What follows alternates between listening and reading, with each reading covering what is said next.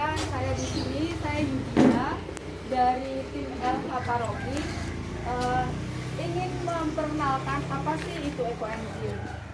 Tapi sebelum kita nanti praktek ke ekoenzimnya, sebetulnya kenapa sih kok sampai akhirnya muncul seperti ini?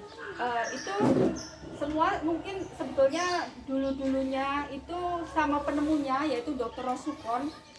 Dulu saat ditemukan, beliau mungkin juga tidak akan pernah berpikir bahwa ekoenzim ini begitu banyak manfaatnya. Waktu itu beliau lebih cenderung untuk Ini adalah danau yang nanti akan diberikan hasil ekoenzim, penaburan benih lele dan penanaman pohon. Di Penang namanya ada dokter Joyan. Dokter Joyan itu suaminya menderita sakit. Beliau sudah berobat kemana-mana, belum sembuh, dan akhirnya mereka dipertemukan. Mereka dipertemukan oleh dokter Joyan itu melihat begitu banyak kebaikan dari ekoenzim itu, dan itu ternyata bisa menyembuhkan suaminya yang sakit. Tapi dalam tanda petik ya, dengan penelitian, dengan buah yang tertentu juga yang dokter Joyan lakukan. Tapi beliau melihat bahwa ekoenzim ini yang terbuat dari kulit, dari sayur-sayuran, itu begitu manfaatnya begitu besar untuk lingkungan. Kalau saat ini kita seringkali siang hari itu mengeluh, kok panas banget sih? Mungkin yang sudah sepuh. Oke. Nanti dulu ada contoh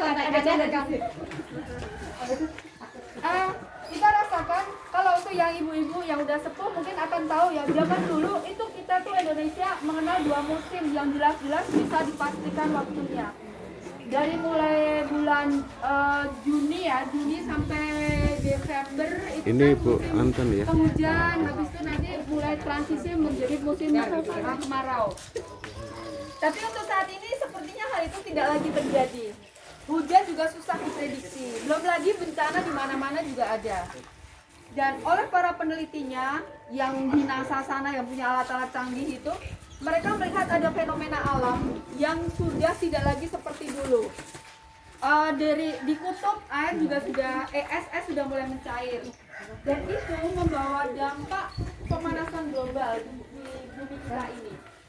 Sehingga yang dibicarakan itu menjadi skala besar ya, skala besar pemanasan global, dan itu dampaknya itu banyak sekali, sehingga termasuk juga menimbulkan bencana-bencana yang sekarang ada.